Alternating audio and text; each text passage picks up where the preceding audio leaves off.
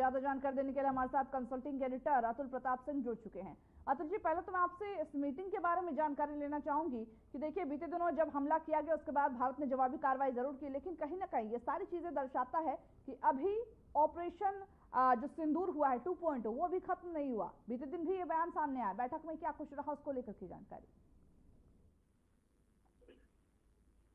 देखिए अंजलि, ऑपरेशन सिंदूर 2.0 या कह सकते हैं कि गोइंग ऑन ऑपरेशन, ये लगातार चलता रहेगा। और इसके वो लेकर कल सेना की तरफ से, विदेश मंत्रालय की तरफ से स्पष्ट कर दिया गया था सर्वदलीय बैठक के बाद की अपनी ब्रीफिंग में। अब यहाँ पर 2 बैठकों का जो आपने जिक्र किया है, रक्षा मंत्री राजनाथ सिंह के साथ बैठक खत्म हो गई है। रक्षा मंत्री को सेना के प्रमुख लोगों ने जो जानकारी देनी थी वो दे दी है, और रक्षा मंत्री लगातार पल पल की जानकारी प्रधानमंत्री को भी दे रहा है। गृह मंत्री से बातचीत करने के लिए अभी जो बैठक शुरू होने वाली है उसमें एनएसए डोभाल पहुंच चुके हैं, बाकी लोग भी वहां पर पहुंचेंगे, और जो भी वहां पर ब्रीफ किया जाएगा उसके बाद वो रिपोर्ट सीधे पीएम हो जाएगी, यानी प्रधानमंत्री के पास जाएगी।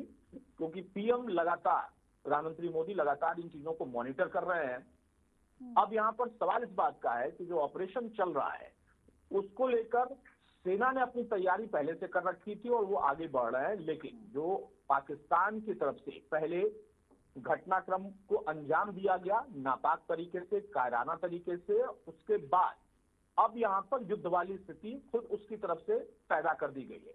लेकिन बहुत अच्छी बात आपने कही कि हम सभी को कुछ गाइडलाइंस का पालन करना होता है as a channel, as a media कर्मी, भारत के नागरिक के तौर पर। तो उन गोपनीयताओं को हमें रखना भी होगा ध्यान में, और साथ में उसके आधार पर ही हमें वही चीजें ब्रीफ करनी होंगी।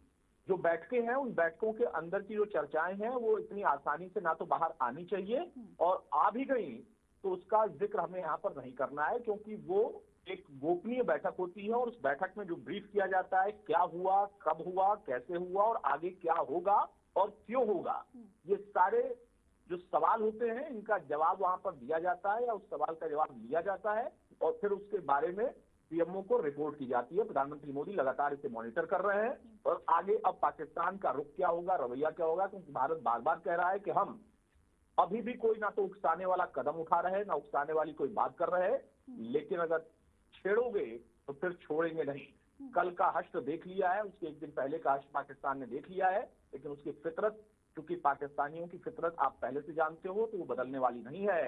वो मुंह के बल गिरता है, उसके बावजूद फिर से कहता है कि नहीं, हम ही जाबाज हैं। उस जाबाजी का परिचय कल भी उसने देखा, पूरी दुनिया ने देखा। अलग थलग पड़ चुका है, लेकिन फिर भी कह रहा है कि नहीं, हम सबसे मजबूत स्थिति में खड़े हैं। तो भारत उसे उसकी मजबूती का एहसास जरूर कराएगा। इसको लेकर बैठकों का दौर भी जारी है। अंजलि, लेकिन मैं आपसे जरा ये भी समझना चाहूंगी, बीते दिन पाकिस्तान ने जिस तरीके से हमला किया, कई जो डिफेंस के जगह थी वहां पर हमला करने की कोशिश की है। हालांकि भारतीय सेना ने इसका जवाब जरूर दिया, लेकिन पाकिस्तान के टारगेट पे कौन है? क्योंकि एक तरफ वो नागरिकों पर हमला कर रहे हैं, एक तरफ सेना को ध्वस्त करना चाह रहा है। आखिर करना क्या चाह रहा है पाकिस्तान? देखिए अंजलि, पाकिस्तान वो हर कदम उठाना चाहता है, वो सब कुछ वो करना चाहता है जिससे वो दिखा सके कि वो बहुत ताकतवर है, क्योंकि उसके पास हमेशा से एक लाइन रही है कि हम न्यूक्लियर पावर है। न्यूक्लियर पावर पाकिस्तान है, कोई शक नहीं है, लेकिन दुनिया में बहुत सारे देश हैं और भारत भी ना सिर्फ न्यूक्लियर पावर है, उसके साथ साथ उसके पास बहुत सारे ऐसी मिसाइल, बहुत सारे ऐसे हथियार हैं जो कि खुद उसने स्वदेशी तौर पर बनाए हैं या फिर दूसरे देशों के सहयोग के साथ बनाए हैं। उसका इस्तेमाल करना भी उसे आता है।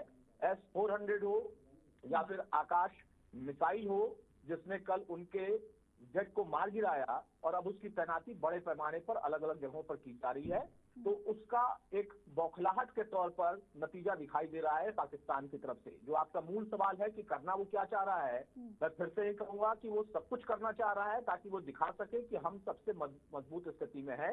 लेकिन असल में उसकी स्थिति है क्या, ये बताने की और दिखाने की जरूरत नहीं है, वो दुनिया देख रही है। अब यहाँ पर चूंकि पाकिस्तान ने अपनी तरफ से जो भी एक्शन लिया, और उसमें सबसे अहम बात कि ना सिर्फ उसने 2 फ्रंट पर मोर्चा खोला, एक तरफ LOC पर आम नागरिकों को, सेना को निशाना बनाया गया। सेना से लड़ाई समझ में आती है कि कोई देश एक दूसरे देश की सेना से लड़ता है, वहां तक समझ में आता है, वो सामरिक दृष्टिकोण है। लेकिन जब आप आम नागरिकों को, वो चाहे भारत करे या पाकिस्तान करे, उनको आप निशाना बनाते हो, तो फिर उसके बाद आप युद्ध जैसी स्थिति पैदा करते हो। दूसरी तरफ सैन्य ठिकानों को नुकसान पहुंचाने के इरादे से पिछले 2 दिनों से जो भी हरकतें पाकिस्तान ने की हैं, उससे आपको साफ समझ में आएगा कि वो हमें तोड़ना चाहता था। उसको लगता था कि शायद उसकी मिसाइलें, उसके ड्रोन हमारे सैन्य ठिकानों को तबाह कर देंगी और उसके बाद वो इतना ताकतवर हो जाएगा चाइना की मदद से या किसी और कंट्री की मदद से, जो कि उसको मजबूत स्थिति में ले आएगा और वो दिखाएगा कि नहीं देखिए, भारत को हमने इस तरीके से नुकसान पहुंचाया है या हमारे ऊपर हमला किया गया तो हमने उसका ये जवाब दिया है। भारत ने पहले दिन से कहा कि हमने किसी पर हमला नहीं किया, हमने आतंकवादियों पे, आतंकवादी ठिकानों पर हमला किया है, ना कि किसी पाकिस्तानी आम नागरिक पे, ना कि वहां की सेना पे, ना कि वहां की सरकार पे। हमें पाकिस्तान से कोई दिक्कत नहीं, लेकिन अगर भारत से दिक्कत पाकिस्तान को है तो उसका जवाब भारत को देना आता है। अभी जी हमारे साथ प्रफुल्ल बख्शी भी जुड़ चुके हैं, रक्षा विशेषज्ञ। प्रफुल्ल जी, पहले तो मैं आपसे ये जानना चाहूंगी, देखिए लगातार बैठक हुए हैं, हालांकि बीते दिनों जिस तरीके का भारतीय सेना ने, चाहे वो हम वायुसेना की बात करें, जल सेना की बात करें, तीनों ही सेना ने मिलकर जिस तरीके का प्रदर्शन दिया, आगे की क्या कुछ रणनीति रह सकती है, हालांकि इस पर हम चर्चा करेंगे। लेकिन फिलहाल मैं आपसे जानना चाहूंगी, तीनों मीटिंग का पाकिस्तान को कहीं ना कहीं इल्म जरूर होगा कि हमने गलत कदम उठाया अपने लिए। मैं आपको इंटरवीन करना चाहूंगा। प्रफुल्ल बख्शी सर बहुत ही सीनियर रिटायर्ड अधिकारी हैं और प्रफुल्ल बख्शी सर हमेशा से एक स्टैंड पर रहते हैं। बख्शी सर, जो सवाल एंकर अंजलि का है, रणनीति आगे क्या रहेगी, ये तो मैं जानता हूं कि आप जवाब यही देंगे कि हम पूरा मुंहतोड़ जवाब देंगे भारत की तरफ से। लेकिन जो पाकिस्तान ने किया है, आपको नहीं लगता है कि स्ट्रेटजी के हिसाब से खुद बहुत ज्यादा फंस गया इस बार?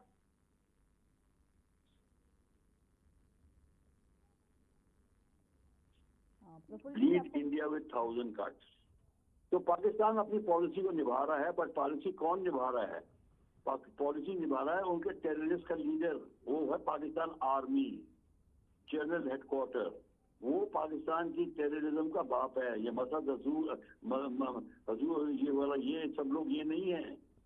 ये पाकिस्तान की आर्मी, मुल्ला एलिमेंट और ISI मिलकर ये अभियान चला रही है। और क्यों है मैं बता देता हूँ। पाकिस्तान की आर्मी सत्ता में रहना चाहती है, सत्ता में रह रही है। उसको 85% पाकिस्तान की तिजारत उसकी एसोसिएशन के अंडर में है। आप सोच लीजिए, हर जगह से पैसा आता है और उसको सत्ता में रहने के लिए, डेमोक्रेसी को डाउन करने के लिए उसको कश्मीर का मुद्दा अलाइव रखना है। कश्मीर का मुद्दा अलाइव रखने के लिए टेररिज्म का सहारा लेना है, तभी उसने पाले हैं। और टेररिज्म कैसे फैलती है? क्योंकि हमारे कश्मीर में स्लीपर सेल्स हैं जो उनकी मदद करते हैं, उनको घरों में रखते हैं, उनकी आवभगत करते हैं रेडिकल इस्लाम के नाम पे। तो ये जो है गेम, ये निरंतर चल रहा है। पाकिस्तान की आर्मी ये टेररिज्म को खत्म नहीं होने देगी और जो चारों तरफ फैली हुई है। इसलिए हमारी आर्मी, नेवी, एयरफोर्स का काम है। आर्मी और एयरफोर्स को मिलके POK में जैसे कल प्रदर्शन दिया, 9 पे किया। नेवी ने भी पूरा चौकस रखा है। ये सी के द्वारा भी आते हैं तो पूरा का पूरा जिसको कहते हैं पेट्रोलिंग हो रही है नेवी की, कि अगर पाकिस्तान की नेवी दखल अंदाज दे तो एंटर करेंगे। अब जब आप POK में कर रहे हैं, जब आतंक आ रहा है तो हमको POK के लिए बेसिस के ऊपर जैसे 9 का हमला किया वो तो ठीक है, पर हमको अब आगे उनको ऑक्यूपाई करना है। धीरे धीरे POK के एरिया को जब ऑक्यूपाई करेंगे तब पाकिस्तान की आर्मी बौखलाएगी बहुत जबरदस्त, क्योंकि POK जब हाथ से जाने लगेगा तो वो लड़ाई करेगी। जब लड़ाई करेगी इस बार इलाज कितना पक्का होने जा रहा है? मैं आपके अनुभव के आधार पर जो आपका आकलन होगा वो जानना चाहता हूँ कि इलाज इस बार कितना पक्का होने जा रहा है। दोबारा बोलिए, क्या चीज? प्रफुल्ल सर, मैं ये कह रहा हूँ कि इस बार इलाज कितना पक्का होने जा रहा है, वहां की सेना का, वहां की सरकार का, या पाकिस्तान की फितरत का? देखिए, पाकिस्तान की सेना का मनोबल बहुत कम हो रहा है। वो उनके अंदर भी दरार पड़ रही है, कूटनीति का डर पैदा हो रहा है। पाकिस्तान की जो जूनियर जनता है, जो यूथ है, पाकिस्तान की पॉलिटिकल पार्टीज हैं, कई ट्राइबल एलिमेंट्स हैं, वो आर्मी के खिलाफ हैं। बलोचिस्तान आग में जल रहा है, कभी मर्जी अलग हो जाए। और क्वेटा के ऊपर तो उन्होंने काफी जगह, कई जगह पे कब्जा कर लिया है। और सिंध भी गिरने को आ गया है। और अब आप देखेंगे कि इस हालत में पाकिस्तान कैसे लड़ेगा। हमको पाकिस्तान में चीन का डर है, डर नहीं मतलब फिक्र है क्योंकि चीन ने अपना पूरा समावेश लगाया हुआ है, वहां पूरी फौज चीन ने इकट्ठी करी हुई है। और अगर जब बात बढ़ती है चीन का क्या गेम रहेगा, चीन बांग्लादेश को भी तैयार कर रहा है हमारे नॉर्थ ईस्ट में और ईस्ट में, और चीन पाकिस्तान में भी घुसा हुआ है। तो हमारे को लिए जो अगर लड़ाई बढ़ जाती है तब हमारे को क्या करना पड़ेगा, इसकी जो प्रॉपर अब प्रोसीजर, एसओपी, डॉक्ट्रिन, जो रणनीति जिसको कहते हो, वो अब सब लिखी जा रही है, लिखी जा चुकी है। तो हमें अब देखना है मामला। प्रोफेसर, जब आपने चीन का जिक्र किया है तो मैं जानना चाहता हूं, भारत वैसे तो सक्षम है, हमारी सेना बहुत सक्षम है, आप जैसे सैन्य अधिकारी और रक्षा विशेषज्ञ हम लोगों के पास हैं, सेना के वो जवान हमारे पास हैं, लेकिन जब इंटरनेशनल फोरम पर हम जाते हैं और अगर चीन इंटरवीन कर सकता है, आपको ऐसा लगता है, तो हमारे पास सहयोग कहां कहां का है? इजराइल, रशिया, अमेरिका, इनका रोल क्या होगा? देखिए, अमेरिका की बात मैं आपको बता देता हूं। अमेरिका का जो स्टैंड है वो बरसाती स्टैंड होता है। जब तक उसको फायदा है वो आपका स्टैंड लेगा।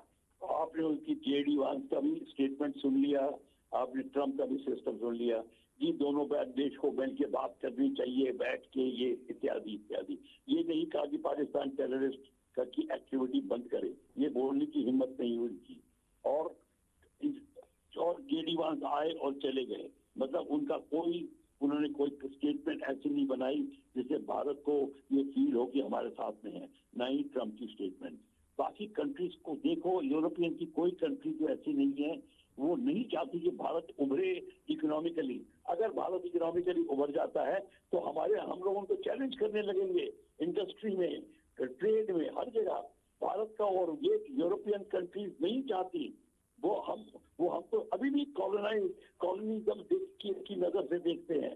सिर्फ इजराइल जो है वो हमारे को काफी समझता है, उसके साथ में हमारा काफी आना जाना है और दोस्ती है। इजराइल पे हम कुछ हद तक डिपेंड कर सकते हैं। सिर्फ अमेरिका में पॉलिटिकली, ब्रिटिश में पॉलिटिकली, जब तक आप उनके आर्म्स खरीदते रहो आपसे खुश रहेंगे।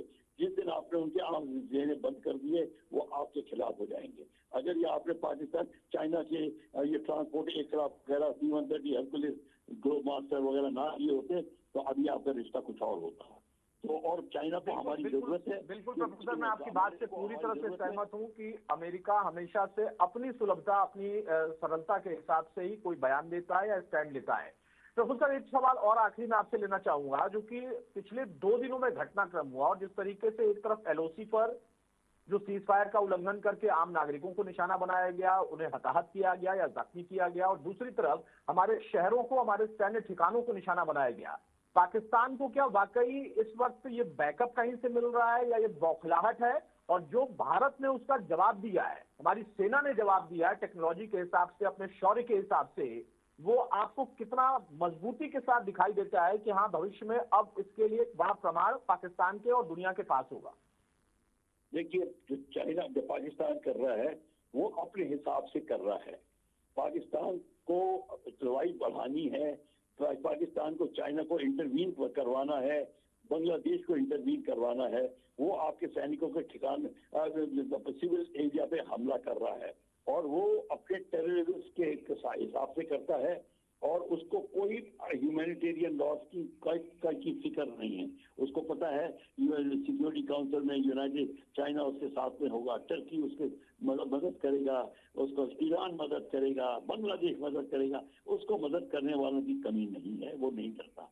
भारत जो है, जो हमने टेक्नोलॉजी दिखा के अपना जो रूल पोजीशन को इस्टेब्लिश करके, मेंटेन करके जो हमने किया, वो वाकई में ही बहुत सराहनीय है।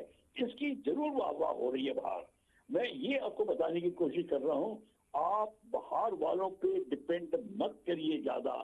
कोई आपका साथ दूर तक नहीं देगा, वो वहीं तक देगा जहां तक उसका साया जाता है, यानी कि जहां तक वो आपका साथ दे सकता है, उसके आगे नहीं करेगा। हमको अपना ही खड़ा होना पड़ेगा, स्वावलंबी बनना पड़ेगा। हमको अभी भी डिफेंस के लिए ना रशिया पे डिपेंड करना, ना अमेरिका पे डिपेंड करना। जब तक हम अपने पे नहीं रहेंगे, फिर आप देखेंगे आप कहां पहुंचते हैं। बहुत शुक्रिया प्रफुल्ल सर, अपना कीमती वक्त हमें देने के लिए और बहुत महत्वपूर्ण बातें बताने के लिए। बहुत अच्छी बात आपने कही कि खुद के पैर पर खड़ा होना होगा, वरना अगर आप किसी के सहारे पर रहते हो तो वो आपका सहारा छीन लेगा, इसका कोई तय समय नहीं और ना ही करते हो। अंजलि, जो प्रफुल्ल सर ने बात कही है बहुत इंपॉर्टेंट है, बहुत महत्वपूर्ण है। और अब भी बैठकों का दौर जो चल रहा था, जिसका आपने जिक्र इसके पहले भी किया था, फिलहाल बीएसएफ डीजी, सीआईएसएफ डीजी और आईबी और उसके साथ साथ एनएसए, इन तमाम लोगों के साथ एमएचए के अधिकारियों की बैठक पे इस वक्त चल रही है। और गृह मंत्री, इसके पहले रक्षा मंत्री के साथ बैठक हुई और अब गृह मंत्री के साथ समीक्षा बैठक हो रही है। अब यहाँ पर ये देखना होगा कि स्टैंड और कितना मजबूत होता है। मजबूती में कोई कमी नहीं है, लेकिन तैयारी और कितनी ज्यादा घातक हो सकती है अगर कोई नापाक या कायराना हरकत फिर से पाकिस्तान या वहां की सेना या उसको किसी मदद देने वाले देश की तरफ से की जाती है, तो जवाब भारत देने के लिए तैयार है। अंजलि, बिल्कुल, बहुत शुक्रिया अतुल जी हमारे साथ जुड़ने के लिए, ज्यादा जानकारी देने के लिए। और बहुत शुक्रिया प्रफुल्ल जी हमारे साथ जुड़ने के लिए। जैसा कि आपने सुना, हमारे साथ दोनों ही जो खास मेहमान थे वो जुड़े हुए थे। उन्होंने कहा कि किस तरीके से जो दोनों बैठक है वो लगातार, हालांकि एक बैठक खत्म हो चुकी है, गृह मंत्री अमित शाह की जो भी बैठक है वो होनी है और उसमें तमाम मुद्दों पर चर्चा की जाएगा। लेकिन फिलहाल एक संदेश प्रफुल्ल बख्शी भी साफ देते हुए नजर आए हैं और साथ ही अतुल प्रताप सिंह जो कंसल्टिंग एडिटर है वो भी ये कहते हुए साफ नजर आए कि अगर पाकिस्तान पंगे लेगा तो भारत छोड़ेगा नहीं।